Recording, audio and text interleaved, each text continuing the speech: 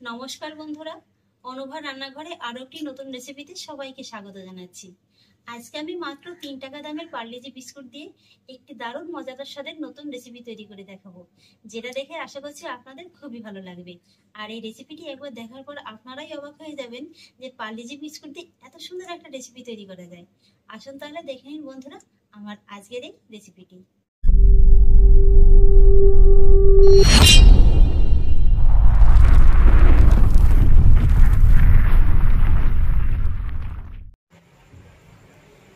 বন্ধুরা, আজকের এই রেসিপিটির জন্য আমি এখানে দেখুন নিয়েছি 3 টাকা দামের 4 প্যাকেট পার্লেজি বিস্কুট। আর এবার সবার প্রথমেই আমি প্যাকেট থেকে বিস্কুটগুলোকে বের করে নেব।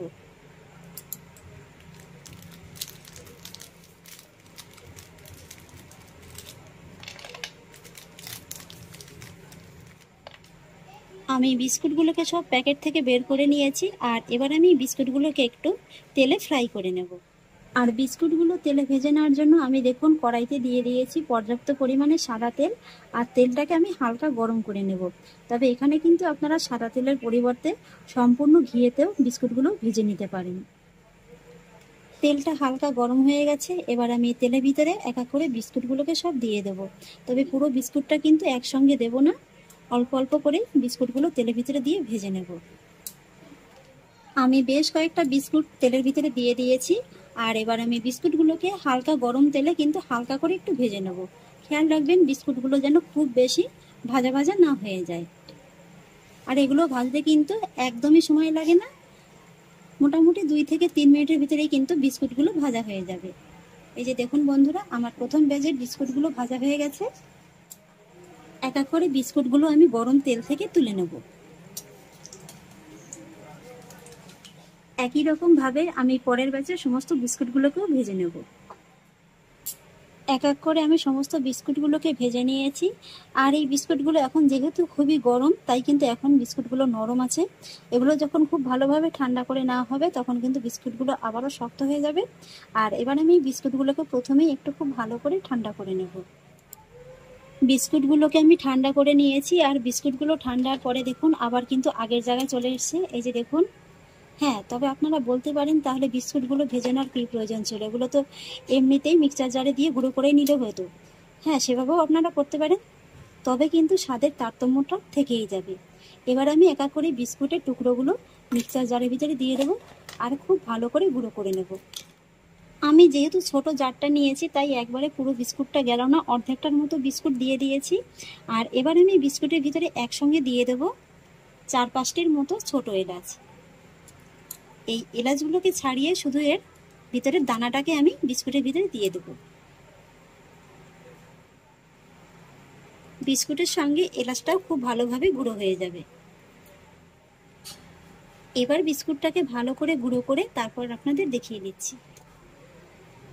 বিস্কুটটাকে খুব ভালো করে গুঁড়ো করে তারপর আপনাদের দেখিয়ে দিচ্ছি।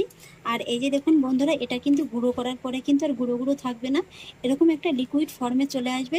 যেহেতু বিস্কুটগুলো আমি তেল দিয়ে ভেজে নিয়েছি তাই বিস্কুটগুলো কিন্তু গুঁড়ো করার পরে এইভাবে একটু জলো জলোই হয়ে যাবে। এবার আমি বাকি ব্যাচের বিস্কুটগুলোকেও একই রকমভাবে গুঁড়ো করে নেব।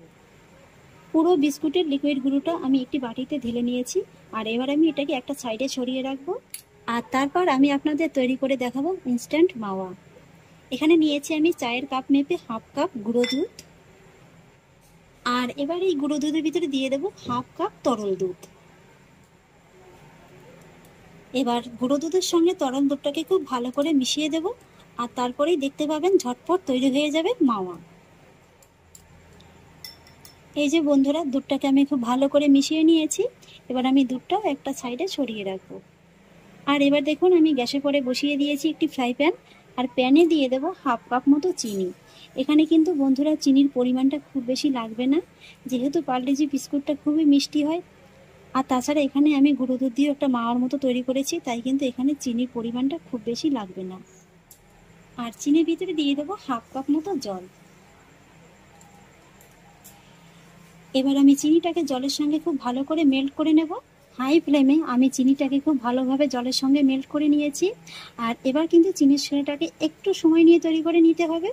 মোটামুটি চিনির শিরাটায় একটা একতার বিশিষ্ট শিরা হবে, সেরকমভাবেই কিন্তু তৈরি করে নিতে হবে। বন্ধুরা, চিনির শিরাটা আমার খুব ভালোভাবে তৈরি হয়ে গেছে। আর এবার কিন্তু সঙ্গে সঙ্গে গ্যাসের ফ্লেমটাকে একেবারে কমিয়ে দিতে হবে। আর এবার আমি আপনাদের দেখিয়ে দিচ্ছি যে চিনির শিরাটা ঠিক কেমন হতে হবে।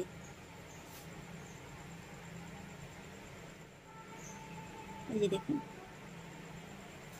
আর এই সময় কিন্তু আর একদমই দেরি করা যাবে না, সঙ্গে সঙ্গে এই তৈরি করে নেওয়া মাওয়াটা দিয়ে দিতে হবে। আর তারপর চিনির শিরার সঙ্গে খুব ভালো করে মিশিয়ে দিতে হবে। ভালো করে মিশিয়ে দিয়েছি। আর এবার গ্যাসের ফ্লেমটা মিডিয়ামে রেখে এই চিনির শিরার সঙ্গে দুধটাকে আরও 2 মিনিটের মতো ফুটিয়ে নেব। এই যে বন্ধুরা দেখুন, আরও 2 মিনিটের মতো আমি ফুটিয়ে নিয়েছি। আর এটা কিন্তু আগের থেকে অনেকটা ঘন হয়ে গেছে। আর এবার কিন্তু গ্যাসের ফ্লেমটা আবারও একেবারে কমিয়ে দিতে হবে। আর এবার আমি এর ভিতরে অ্যাড করব কিছুটা ভাঙা কাজুর টুকরো। আপনারা এখানে অন্য যে কোনো ড্রাই ফ্রুটস কিন্তু ব্যবহার করতে পারেন। আর এতক্ষণে নিশ্চয়ই বন্ধুরা বুঝতে পেরে গেছেন যে আমি পার্লেজি বিস্কুট দিয়ে কি তৈরি করতে চলেছি। বন্ধুরা, আমি পার্লেজি বিস্কুট দিয়ে দুর্দান্ত স্বাদের একটি আপনাদের মিষ্টি তৈরি করে দেখাবো। এবার কাজুর টুকরোগুলো ভালো করে মিশিয়ে দিয়েছি।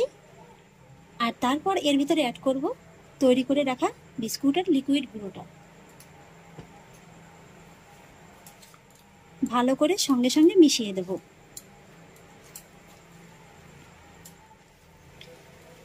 আমি খুব ভালো করে মিশিয়ে দিয়েছি। আর বন্ধুরা, এই সময় যে এত সুন্দর একটা গন্ধ বেরিয়েছে না, আর এই গন্ধটা আপনারা তখনই অনুভব করতে পারবেন যখন নিজেরা বাড়িতে তৈরি করবেন।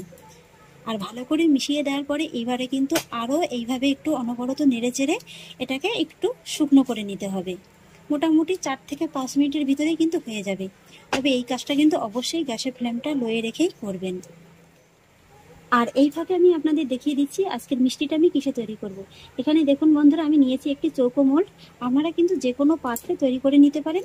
মোল্ডে লাগিয়ে দেবো সামান্য একটু ঘি।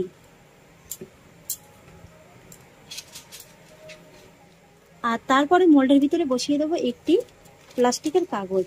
এখানে যদি আপনাদের কাছে ফয়েল পেপারটা থাকে সেটা দিতেও পারেন, সেটা দিলেও কিন্তু খুবই ভালো হয়।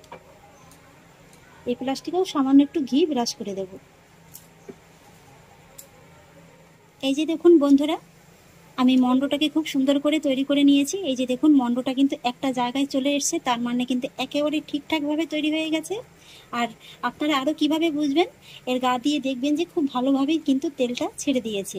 এই যে দেখুন, খুব সুন্দরভাবেই কিন্তু তেলটা রিলিজ হয়ে গেছে। আর এর থেকে কিন্তু আর বেশি জাল করার প্রয়োজন নেই। এবার সঙ্গে সঙ্গে গ্যাসের ফ্লেমটাকে অফ করে দিতে হবে। আর এবার আমি বিস্কুটের মন্ডটা মোল্ডের ভিতর ঢেলে দেবো।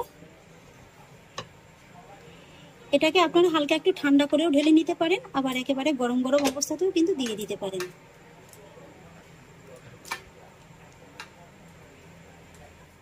আর সঙ্গে সঙ্গে কিন্তু এইভাবে চেপে একটা শেপ দিয়ে নিতে হবে। আপনারা ঠিক যতটা মোটা রাখতে চান সেইভাবেই কিন্তু শেপটা দিয়ে নেবেন। আমি খুব ভালোভাবে সেট করে নিয়েছি।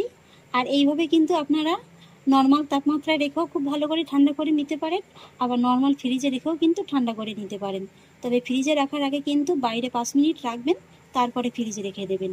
আর এবার আমি এটাকে নর্মাল ফ্রিজে 10 মিনিটের মতো রেখে দেবো, তারপর আপনাদের দেখিয়ে দেবো। ফিরে এলাম 10 মিনিট বাদে। এই যে দেখুন বন্ধুরা, মিষ্টিটা কিন্তু খুব সুন্দরভাবে সেট হয়ে গেছে। এবার আমি মিষ্টিটাকে একটি প্লেটে রিমোল্ড করে নেব।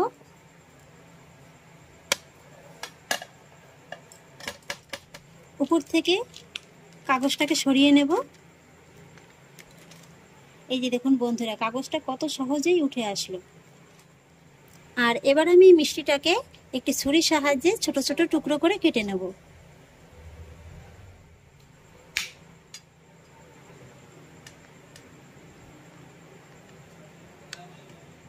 এই যে বন্ধুরা, আমার মিষ্টি কাটাটা দেখে নিশ্চয়ই বুঝতে পারছেন যে মিষ্টিটা কিন্তু একেবারে পারফেক্টভাবে তৈরি হয়ে গেছে।